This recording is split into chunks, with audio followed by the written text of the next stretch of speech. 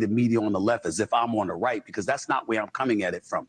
I'm coming at it from a perspective where there was clearly individuals in media influenced by the powers that be on the left to ensure that they said there were certain things that they were willing to say and disseminate, and there were certain things they were willing to deny, omit, suppress, etc. And when that's a reality, as it pertains to the presidency of the United States of America, that's bad in and of itself. But it's happened throughout history. I'm quite sure every administration, we can look at it. Where it really, really gets ugly is when we take into account cancel culture and how the slightest thing anybody did, the slightest agreement anybody echoed or verbalized, your job was on the line. Your career may have been on the line. That level of bullying, that fright that they tried to implement into the psyche of members of the Fourth Estate and beyond was as egregious as I have ever seen in my career. And the fact that we now learn for a fact that we're right, that we were right with what we saw, what we were seeing, it just alarms me, and it made me think about Lance Armstrong, because remember, Stephen A. Smith seems to be on some type of political awakening finally. Hopefully that'll morph into more of a deeper spiritual awakening, as he has long professed to be a Christian. But here's an interesting conversation that I'd like to react to, where he's interviewed by Chris Cuomo, formerly of CNN, now of News Nation. Check it out. Do y'all know who the Democratic Party could easily be compared to right now? Lance Armstrong. He terrorized the accusers. What did the Democratic Party do when people brought up Joe Biden and his debilitation? Mocked him. They attacked and attempted to ostracize those who would dare question it. All right, I don't disagree with that. Let's bring in Stephen A. Smith. He's in Oklahoma City. He's going to be covering the game tomorrow night. Thank you for making time for me, my brother. I appreciate it. No problem. Always, bro. How you doing? I really want to hear what Chris has to say, because this dude tries to act like he knows it all and he has all the facts and all the information. And he's trying to act as if he's more fair and balanced with his reporting, even though he was part of one of the biggest propaganda machines when he was with CNN. So I haven't seen this whole video. I just want to hear how this interaction goes down. So there's no question that they wanted to play down what was really obvious to you, what was obvious to me, right? But we weren't in the business of doing what we could to make sure that Biden won, right? I mean, that's really what this was about. It wasn't, I don't think anybody in good faith can say, shit, I didn't know. They really put it over on me. I had no idea that Biden had any kinds of issues with his age or his stage. Correct. It's what you chose and how you dealt with people. Do you blame the party, or is this about the media? I would love to go back a few years when Chris was still with CNN. I forget when he got fired, but I think it was before after the 2020 election. I can't recall. But I would love to go back and watch and see his breakdown of the election and things like that, if he was still with CNN, or even if he wasn't, just to see if it matches how he's portraying himself nowadays. I blame both. I blame both, because the party went out of its way to influence the media, and the media went against its obligations to capitulate. And that's not something that we're supposed to do. Now, understand, you're a journalist. I've been a journalist, obviously, for many years and what have you. We understand when you're cultivating sources and you're cultivating relationships, nobody tells every truth that they know. We understand that. But there's one thing to gauge what's important, what is the biggest story, what are must-haves and must-dos, and what is taboo, what to avoid, what to make sure that you don't capitulate and acquiesce to. And that's not what the media on the left did. And I hate to say the media on the left as if I'm on the right, because that's not where I'm coming at it from.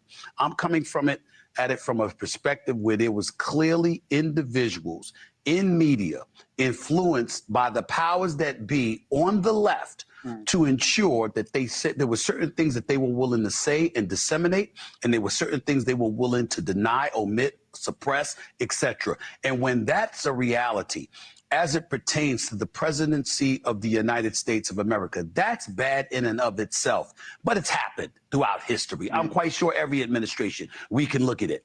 Where it really, really gets ugly is when we take into account cancel culture and how the slightest thing anybody did, the slightest agreement anybody echoed or verbalized, your job was on the line. Your career may have been on the line. That level of bullying, that fright that they tried to implement into the psyche of members of the Fourth Estate and beyond was as egregious as I have ever seen in my career. And the fact that we now learn for a fact that we're right, that we were right with what we saw, what we were seeing, it just alarms me, and it made me think about Lance Armstrong. Because remember, 7 Tour de France titles, we get all of that, right? And you were using performance-enhancing drugs and stuff like this, and you denied for many years. We got that part. But you tried to ruin lives of those who were telling the truth. You tried to destroy them. And that's why I brought up Lance Armstrong, because that's what the culture was like before the election. I agree. I think. And real quick, I don't know where Chris is going to go with this, because I heard him have a conversation. Man, I'm drawing a blank on the guy's name. I'll put it here. Former Fox News host, but now he has his own thing and he appears on News Nation a lot. He was calling it media spin initially. Now he seems to be in agreement with Stephen A.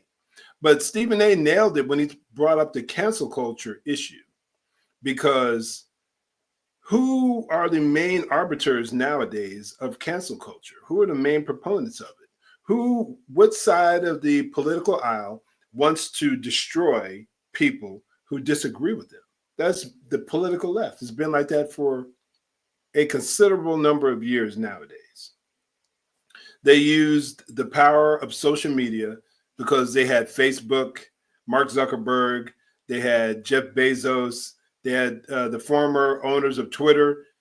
I can go on and on. The folks at Google, they used, and they still do, they used and are using in many aspects the power of social media and big tech to be the enforcers of what they would call their truth. To be the enforcers of propaganda is what it ultimately was.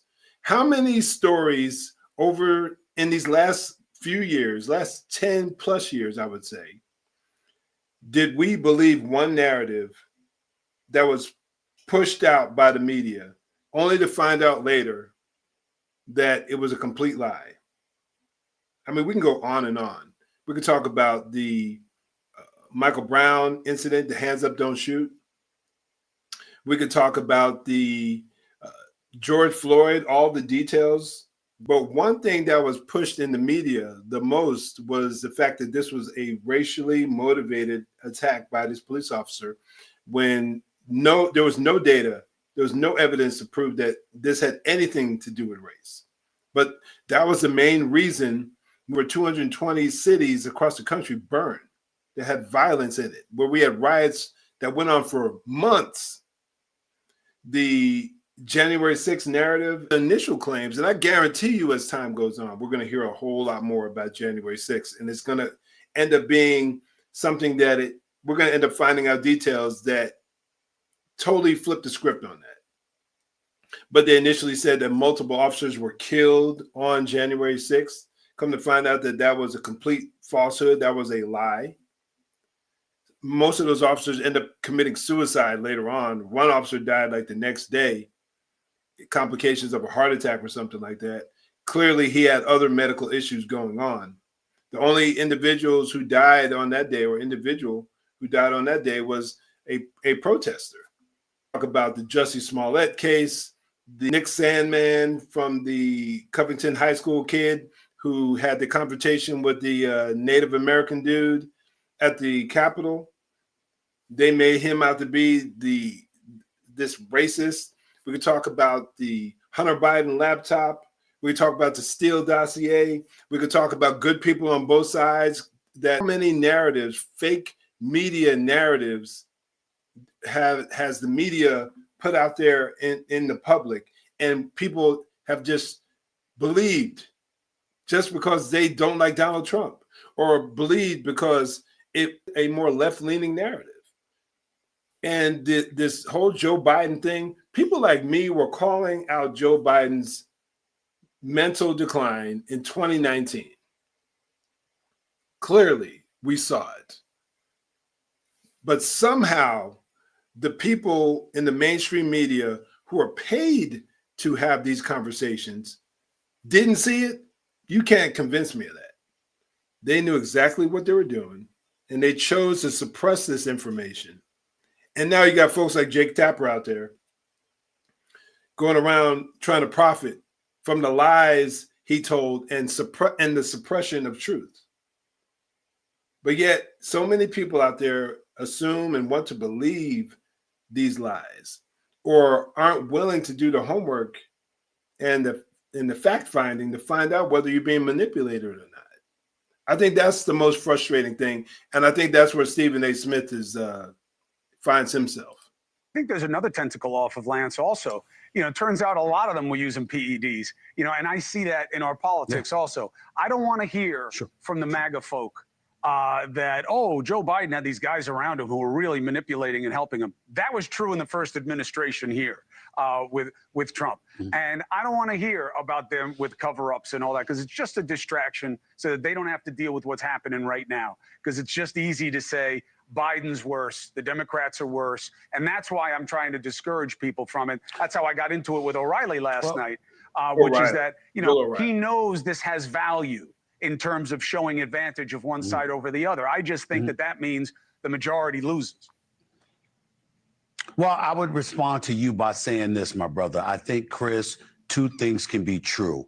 I never found myself agreeing with Bill O'Reilly ever more than I was agreeing with him in his argument with you last night. I felt that he was more right than you, and that is absolutely positively the only time I have ever felt that way, because what he was saying was, the bottom line is that as an American citizen, if you have a president whose mental acuity is clearly compromised to such a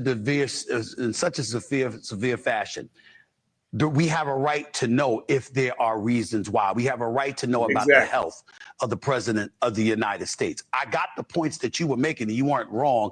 I just thought his overlying point was correct. And when it comes to the point that you just brought up in terms of them trying to utilize this as a distraction, we know that's a given. We know both sides do that. Let's distract and let's be evasive, and let's distract from the real issues and get people focused on something else other than what's really important. We got a tariff war still going on. How is that going to be resolved? How effective is that going to be? We're hearing about all of these pledges, how trillions of dollars are coming into our economy. Really, where's the paperwork? I want to see it. Are there real commitments? And are there real commitments to what serves the American people best from an economic perspective? Or is there real benefits to you and you and your family? I want to know, since the Trumps are doing business in Saudi Arabia, right? We're looking at the borders. We understand all of that. But we're looking at the war in Ukraine with Ukraine and Russia. We're looking at this really Hamas conflict. We're wondering whether these things are going to get resolved. There's so many important Doge and the cuts, waste and fraud and all of this stuff they've been talking about. We see all of that, but we want to see results. So I get your point. But in the same breath, when the other side is talking about this and they get summarily dismissed because they're supporters of Trump, and then the other side were acting like they were just neutral when in fact they put forth strenuous efforts to be against Trump. All of a sudden, you're just as compromised as you swore the other side was, which means the believability factor doesn't belong to you either. That's why the book Not you, but I'm talking about the left. And that's one of my biggest issues. You can debate politics. You can debate the impact of the tariffs. We can have a conversation about that. We can talk. But when you have a political party, one side, and the media is intrinsically involved in suppression of clear truth, that's my biggest problem.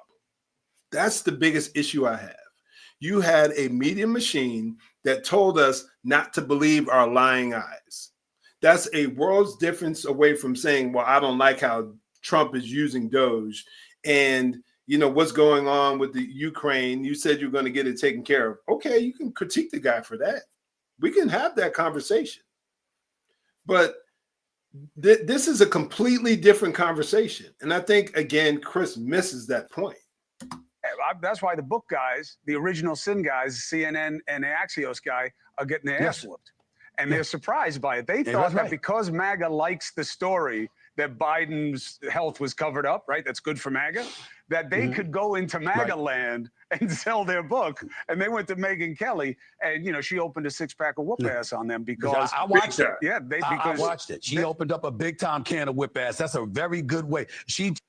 If you haven't seen that Megyn Kelly interview with Jake Tapper, that's why I have such mad respect for her, because she doesn't play the political side too much. She's very tough with whomever she interviews. And she got on Jake Tapper, and deservedly so, and lit fire on his behind. Because this dude sat up there, especially the Lara Trump interview, where he got up there and he was visibly upset and cutting her off because she said that she saw a mental decline in Joe Biden right before the 2020 election. That's what went down. And that's the problem that we have. You can write a book. Heck, I might even want to read it. I'm more than likely, I'm not going to get the book because I don't want to give these clowns, especially Jake Tapper, any money for talking about something that he hid for years. The willful deception that went on. And that's part of the reason why I walked away from the Democratic Party. That's part of the reason why I stopped watching and stopped trusting the mainstream media. When I started seeing lie after lie after lie, I just realized that I can't trust these people to deliver truth to me. They are untrustworthy. So now I get my news primarily from independent news sources. She put it on Jake Tapper, make no mistake about it. And with respect to him, he deserved it based on what the book says. Based on what the book says and the facts that emanated out of the book and the facts that we know to be true without reading the book. So, but why did he deserve it? Why did he deserve it? Here's why. You got the video of him talking to Lara Trump and how condescending he was to her, etc. And I'm certainly not here to throw shade on him. I don't play that game. I'm just talking about the facts. They are what they are, and we see it. And so it's about how you were acting towards people who had the audacity to be opposite and to express some level of dissent to what you were saying and what you were reporting on and what your network was reporting on. It's not the fact that you were just wrong. It was the defiance and the condescending approach that you had and the dismissive approach that you had towards others. That's what we should all be careful for, and he wasn't. And a lot of folks on the left were not, and that's why they're getting they're getting it handed to them by the conservative side at this particular moment in time. These people have proven themselves on too many occasions that they cannot be trusted.